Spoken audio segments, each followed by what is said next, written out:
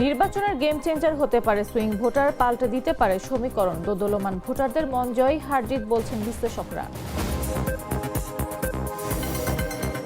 প্রার্থিতা ফিরে পেতে ষষ্ঠ দিনের মতো চলছে আপিলের শুনানি। চলবে বিকেল 5টা পর্যন্ত। গেল 5 দিনে প্রার্থিতা ফিরে পেয়েছেন 277 জন।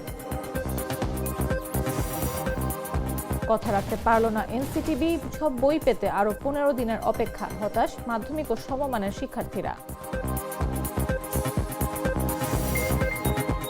মার্কিন হামলার আশঙ্কায় 5 ঘন্টা বন্ধ রাখার পর আকাশসীমা খুলে দিল ইরান। বিক্ষোভকারীদের মৃত্যুদণ্ড কার্যকরের পরিকল্পনা নেই জানালেন পররাষ্ট্রমন্ত্রী আব্বাস আরাঘচি।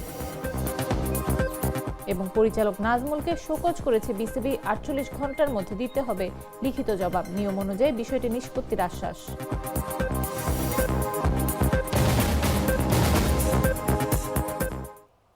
দুপুর 1টা নিউজে সবাইকে আমন্ত্রণ। সাথে আছে আমি নাফিস আব্দুল্লাহ। লেমন ও অ্যান্টিব্যাকটেরিয়াল ফর্মুলা বাসনকে চকচকে জীবাণুমুক্ত করে আমাদের দেয় গ্লিটার গ্যারান্টি। নির্বাচনের হিসাব নিকাশে যাদের সিদ্ধান্ত শেষ মুহূর্তে এসে সব সমীকরণ পাল্টে দেয় তারাই সুইং ভোটার। দলীয় আনুগত্যের বাইরে থাকা এই ভোটাররা প্রার্থী, ইস্যু ও সময়ের বাস্তবতা দেখে ভোট দেওয়ার সিদ্ধান্ত নেন। বাংলাদেশের আগে নির্বাচনগুলোতেও দেখা গেছে সুইং ভোটারদের দিক বদলেই এসেছে বড় জয় কিংবা অপ্রত্যাশিত ফল। আসন্ন নির্বাচনে তরুণ ভোটার ও নতুন রাজনৈতিক বাস্তবতায় এই দোদুল্যমান ভোটাররাই হতে পারেন সবচেয়ে বড় ফ্যাক্টর। বিস্তারিত জাগরিস রিপোর্টে। নির্বাচন মানেই হিসাব নিকাশের খেলা। কে কত ভোট পাবেন, কোন এলাকায় কার প্রভাব বেশি, কার ভোট ব্যাংক কতটা শক্ত, সবকিছুই চলে সংখ্যার কষাকষিতে। এই অঙ্কের ভেতর দিয়ে নির্ধারিত হয় ক্ষমতার ভারসাম্য, জয় পরাজয়ের রেখা। কিন্তু এই হিসাব যতই নিখুঁত মনে হোক না কেন, কিছু হিসেব বদলে দিতে পারে পুরো সমীকরণ। ভোটের ময়দানে যেমন আছে দলীয় সমীকরণ ও স্থায়ী ভোট ব্যাংকের হিসাব, তেমনি আছে এক বিশেষ শ্রেণীর ভোটার যাদের অবস্থান আগে ভাগে নির্ধারিত নয়, কিন্তু তাদের একটি সিদ্ধান্তই অনেক সময় পাল্টে দিতে পারে পুরো নির্বাচনের গতিপথ। রাষ্ট্রবিজ্ঞানের ভাষায় এই অনিশ্চিত কিন্তু প্রভাবশালী ভোটারদেরই বলা হয় সুইং ভোটার।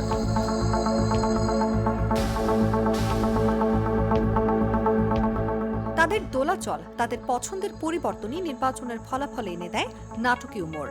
রাষ্ট্রবিজ্ঞানী ও রাজনৈতিক বিশ্লেষকরা বলছেন, বাংলাদেশের নির্বাচনে জয় পরাজয় বড় ভূমিকা রাখে সুইং ভোটাররা।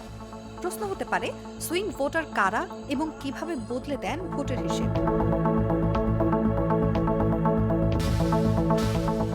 উত্তর সহজ, তা হলো তারা কাকে ভোট দেবেন সে নিয়ে সিদ্ধান্তহীনতায় ভোগেন এবং শেষ মুহূর্তে সিদ্ধান্ত নেন। এই ধরনের ভোটারদের সুইং ভোটার বলা হয়ে থাকে। এমন ভোটাররা সাধারণত এক এক নির্বাচনে এক এক দলকে ভোট দেন। তাদের অবস্থান স্থির নয় বলেই তারা সুইং ভোটার।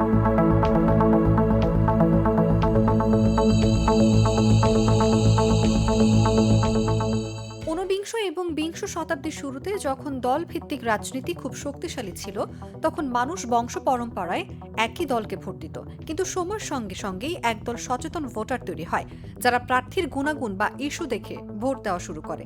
পশ্চিমা বিশ্বে, বিশেষ করে যুক্তরাষ্ট্রের নির্বাচনে সুইং টেস্ট বা দোদুল্যমান রাজ্যগুলি ঠিক করে দেয় কে হবেন পরবর্তী প্রেসিডেন্ট। বাংলাদেশে কি সুইং ভোটার আছে? উত্তর হলো হ্যাঁ। বাংলাদেশের প্রেক্ষাপটে 2001 থেকে 2008 সালে নির্বাচনের দিকে তাকালে এই প্রমাণ পাওয়া যায়। 2001 সালে প্রধান দুই জোটের ভোটের পার্থক্য ছিল মাত্র 1% কম, অথচ 2008 সালে আওয়ামী লীগ একাই পায় 48% ভোট। অর্থাৎ এই বড় একটা অংশ ছিল সুইং ভোটার, যারা ইস্যু ভেদে তাদের মত পরিবর্তন করেছেন।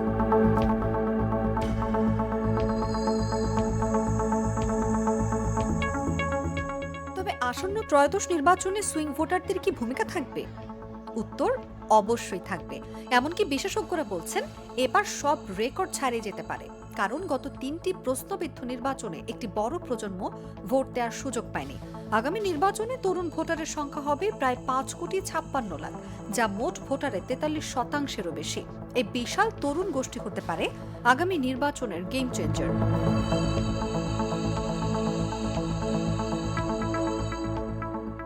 24 চব্বিশের গণ অভ্যুত্থান পরবর্তী পরিস্থিতিতে রাজনৈতিক মেরুকরণ বদলে গেছে। অনেক বিশ্লেষক মনে করছেন আওয়ামী লীগ নির্বাচনে না থাকলে তাদের বিশাল একটি ভোট ব্যাংক এখন সুইং ভোটার হিসেবে কাজ করবে। তারা শেষ পর্যন্ত কাকে বেছে নেবে তা এখনো অনিশ্চিত।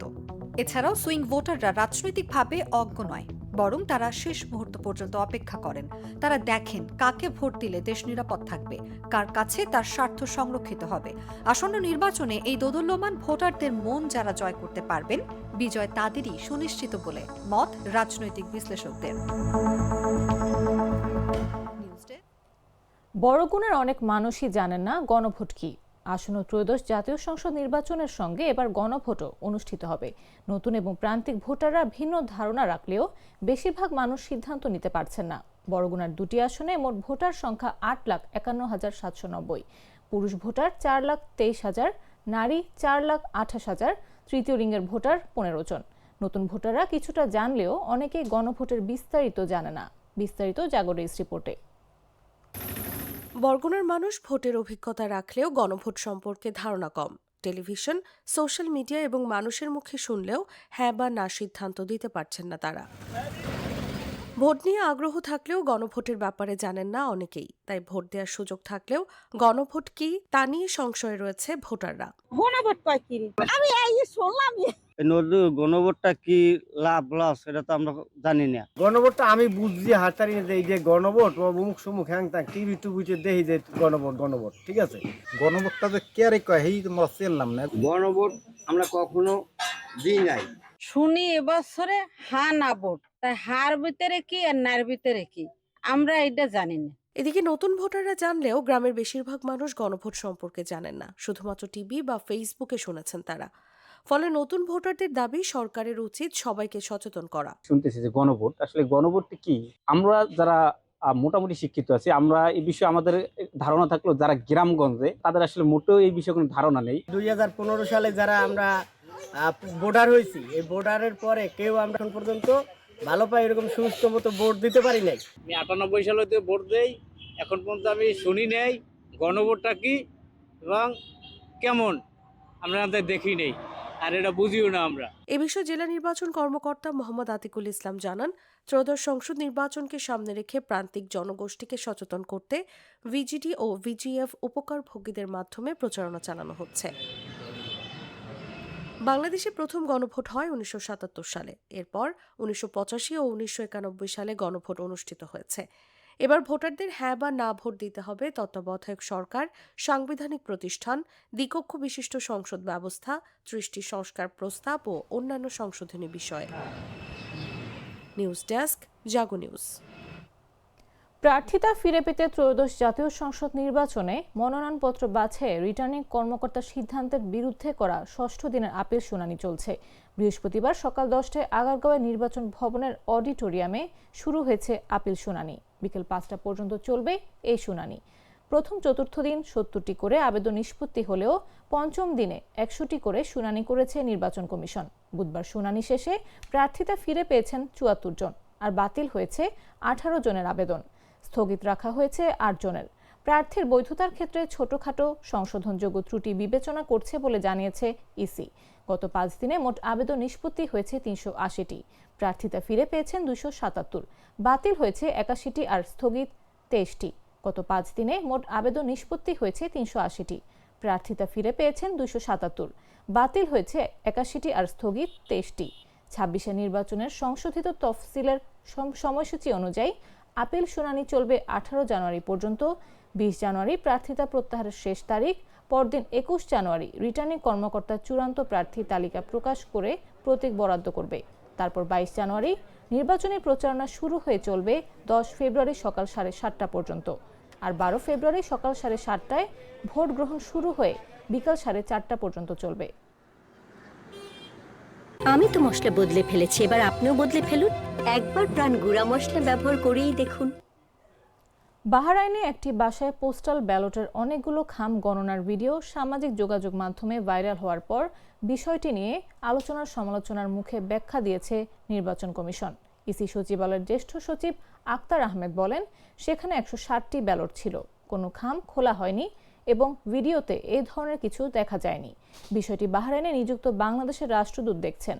তিনি জানান, পোস্টাল ব্যালট বিতরণে যে পদ্ধতি অনুসরণ করা উচিত তা বাহরাইনের ডাক বিভাগ তদন্ত করে জানাবে। তিনি বলেন, কেউ হয়তো পোস্টাল ভোট পাওয়ার আনন্দ ভাগ করতে ভিডিও করেছেন, কিন্তু এটি করা উচিত হয়নি।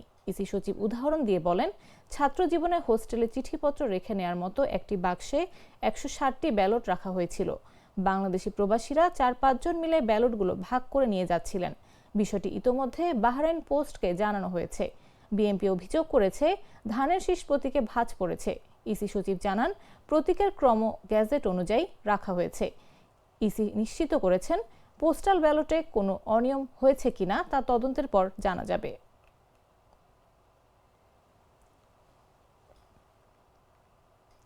আবারও কথা দিয়ে কথা রাখতে পারল না জাতীয় শিক্ষাক্রম ও পাঠ্যপুস্তক বোর্ড। মাধ্যমিক ও সমমানের সব বই পৌঁছানো যায়নি শিক্ষার্থীদের হাতে। এর আগে এনসিটিবির কর্মকর্তাদের সাথে নিয়ে শিক্ষা উপদেষ্টা অধ্যাপক ডক্টর CR আবরার জানিয়েছিলেন, 15 জানুয়ারির মধ্যে সব বই দেয়া হবে। এখন সব শিক্ষার্থীর কাছে বই পৌঁছে দিতে আরও 15 দিন সময় চাইছে এনসিটিবি। গেল 28 ডিসেম্বর এনসিটিবির অডিটোরিয়ামে এক অনুষ্ঠানে চলতি বছরের পাঠ্যপুস্তকের সফট কপি অনলাইনে উন্মুক্ত করে দেওয়া হয়। প্রধান অতিথি হিসেবে তখন শিক্ষা উপদেষ্টা জানান, 15 জানুয়ারির মধ্যেই শতভাগ বই শিক্ষার্থীদের হাতে পৌঁছাবে। আর অল্প কয়েকদিনের মধ্যে বই পৌঁছে দেওয়ার কথা বলেছিল এনসিটিবি, কিন্তু এখনও প্রায় 1 কোটি বই পৌঁছায়নি স্কুলে। এতে শিক্ষাবর্ষের প্রথম মাস অনেক বিষয়ের বই ছাড়াই শেষ করতে হবে শিক্ষার্থীদের। যদিও এনসিটিবি বলছে, যথাসময়ে বই দিতে প্রিন্টার্সগুলোকে তাগাদা দিচ্ছেন তারা। এদিকে কর্মকর্তার দাবি, গেল 1.5 দশকে জানুয়ারির প্রথম সপ্তাহে কখনোই শতভাগ বই পৌঁছানো যায়নি। কখনো কখনো মার্চ-এপ্রিল পর্যন্ত সময় লেগেছে। সেই অর্থে এবার 30 জানুয়ারির মধ্যে বই গেলেও তা এনসিটিবির জন্য নতুন মাইলফলক।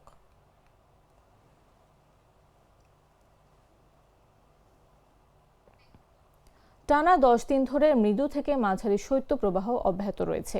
আর টানা 7 দিন ধরেই দেশের মধ্যে সর্বনিম্ন তাপমাত্রাও রেকর্ড হচ্ছে শীতের জেলা পঞ্চগড়ে। বৃহস্পতিবার সকাল 9টায় দেশের সর্বনিম্ন তাপমাত্রা 7.5 ডিগ্রি সেলসিয়াস রেকর্ড করেছে তেঁতুলিয়া আবহাওয়া office.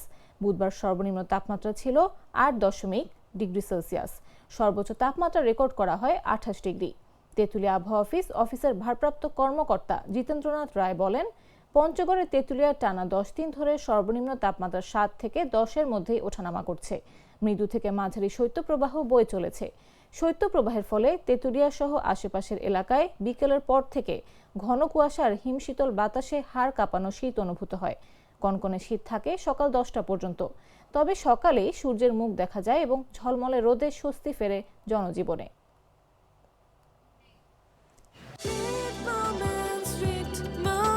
Treat chocolate. Treat moment. Sweet moment. জানাবো আন্তর্জাতিক সংবাদ।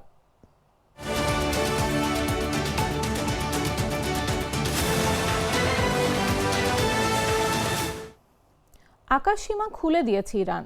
সম্ভাব্য সামরিক পদক্ষেপের আশঙ্কায় প্রায় 5 ঘন্টা বন্ধ থাকার পর ইরান তাদের আকাশসীমা পুনরায় খুলে দিয়েছে। মার্কিন ফেডারেল এভিয়েশন অ্যাডমিনিস্ট্রেশনের ওয়েবসাইটে প্রকাশিত এক বিজ্ঞপ্তি অনুসারে বুধবার প্রায় 5 ঘন্টা ইরান তাদের আকাশসীমা বন্ধ রাখে। ফ্লাইট ট্র্যাকিং পরিষেবা ফ্লাইট রাইডার 24 জানিয়েছে, বৃহস্পতিবার এই নিষেধাজ্ঞা প্রত্যাহার করা হয়েছে এবং ফ্লাইট চলাচলে অনুমতি দেওয়া হয়েছে। এর আগে মার্কিন প্রেসিডেন্ট ডোনাল্ড ট্রাম্প বুধবার বলেন, তাকে জানানো হয়েছে যে ইরানে বিক্ষোভকারীদের হত্যাকাণ্ডের ঘটনা বন্ধ হয়েছে, তবে তিনি সামরিক পদক্ষেপ নেবেন কিনা সেই বিষয়টি দেখা হবে।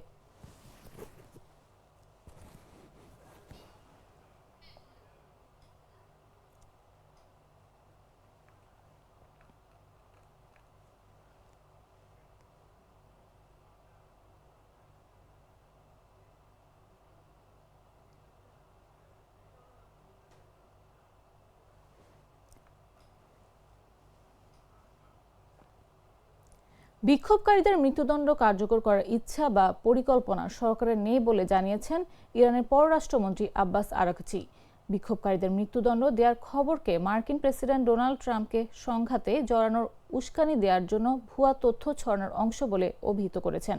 বুধবার মার্কিন সংবাদ মাধ্যম ফক্স নিউজকে এক সাক্ষাৎকারে বিক্ষোভকারীদের মৃত্যুদণ্ড কার্যকর করা নিয়ে এমন প্রশ্নের জবাবে তিনি বলেন, কোনো বিক্ষোভকারীর ফাঁসি দেওয়ার পরিকল্পনা নেই। তার কথায় ফাঁসি দেওয়ার প্রশ্নই আসে না। ইরানে বিক্ষোভকারীদের মৃত্যুদণ্ড স্থগিত নিয়ে মার্কিন প্রেসিডেন্ট ডোনাল্ড ট্রাম্পের এক মন্তব্যের পর ইরানের পররাষ্ট্রমন্ত্রীর বক্তব্যটি সামনে আসে। মৃত্যুদণ্ড কার্যকরের জন্য নির্ধারিত প্রথম প্রতিবাদী এরফান সুলতানের মৃত্যুদণ্ড স্থগিতের খবর প্রকাশিত হওয়ার পর বুধবার বিকেলে হোয়াইট হাউসের সাংবাদিকদের সঙ্গে আলাপকালে ট্রাম্প দাবি করেন তাকে নিশ্চিত করা হয়েছে যে বিক্ষোভকারীদের মৃত্যুদণ্ড কার্যকর স্থগিত করা হয়েছে। এর একদিন আগেই মার্কিন প্রেসিডেন্ট ইরান বিক্ষোভকারীদের হত্যা করলে কঠোর পদক্ষেপ নেওয়ার হুমকি দিয়েছিলেন। সংঘাতের আশঙ্কার মধ্যে কাতারের একটি বিমান ঘাঁটি থেকে কিছু কর্মী প্রত্যাহারও শুরু করেন যুক্তরাষ্ট্র।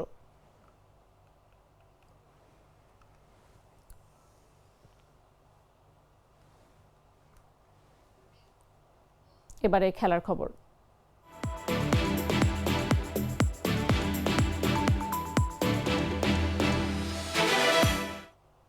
আপত্তিকর মন্তব্য করায় বিসিবি পরিচালক এম নাজমুল ইসলামকে শোকজ করেছে বাংলাদেশ ক্রিকেট বোর্ড। তাকে কারণ দর্শানোর জন্য 48 ঘন্টা সময় বেঁধে দেওয়া হয়েছে। তার ব্যাখ্যা অনুযায়ী পরবর্তী পদক্ষেপ নেবে বিসিবি। বৃহস্পতিবার এক সংবাদ বিজ্ঞপ্তিতে এমনটি জানিয়েছে বাংলাদেশ ক্রিকেট বোর্ড। সংবাদ বিজ্ঞপ্তিতে বিসিবি জানিয়েছে তার ব্যাখ্যা অনুযায়ী পরবর্তী পদক্ষেপ নেবে বিসিবি। নাজমুল পদত্যাগ না করলে সব ধরনের ক্রিকেট বয়কটের হুমকি দিয়ে রেখেছে কোয়াব। আজ মাঠে ফিরছে বিপিএল, সেটিকে আমলে নিয়েছে বিসিবি। বিজ্ঞপ্তির শেষ অংশে বলা হয়েছে বিসিবি দৃঢ়ভাবে বিশ্বাস করে খেলোয়াড়রা বিপিএল এবং বোর্ডের আওতায় সকল ক্রিকেট কার্যক্রমের মূল অংশীদার এবং প্রাণ। বোর্ড আন্তরিকভাবে আশা করছে যে ক্রিকেটাররা তাদের পেশাদারিত্ব ও দায়বদ্ধতা প্রদর্শন চালিয়ে যাবেন, টুর্নামেন্টের সফল সমাপ্তি নিশ্চিত করবেন এবং বিপিএল এর সুষ্ঠু ধারাবাহিকতা বজায় রাখবেন।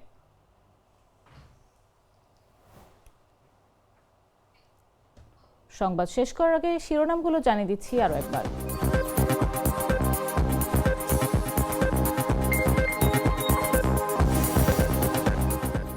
নির্বাচনের গেম চেঞ্জার হতে পারে সুইং ভোটার, পাল্টে দিতে পারে সমীকরণ। দোদুল্যমান ভোটারদের মন জয় হারজিত বলছেন বিশ্লেষকরা।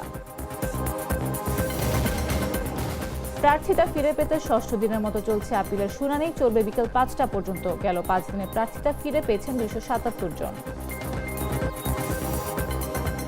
কথা রাখতে পারল না এনসিটিবি, সব বই পেতে আরো 15 দিনের অপেক্ষা, হতাশ মাধ্যমিক ও সমমানের শিক্ষার্থীরা। মার্কিন হামলার আশঙ্কায় 5 ঘন্টা বন্ধ রাখার পর আকাশসীমা খুলে দিল ইরান। বিক্ষোভকারীদের মৃত্যুদণ্ড কার্যকরের পরিকল্পনা নেই জানালেন পররাষ্ট্রমন্ত্রী আব্বাস আরাকচি। এবং পরিচালক নাজমুলকে শোকজ করেছে বিসিবি, 48 ঘন্টার মধ্যে দিতে হবে লিখিত জবাব। নিয়ম অনুযায়ী বিষয়টি নিষ্পত্তির আশ্বাস।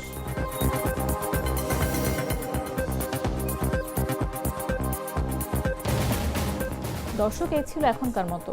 প্রতি মুহূর্তে সর্বশেষ খবর পেতে ভিজিট করুন jagonews24.com, ফলো করুন আমাদের ভেরিফাইড ফেসবুক পেজ এবং সাবস্ক্রাইব করুন জাগো নিউজের ইউটিউব চ্যানেল।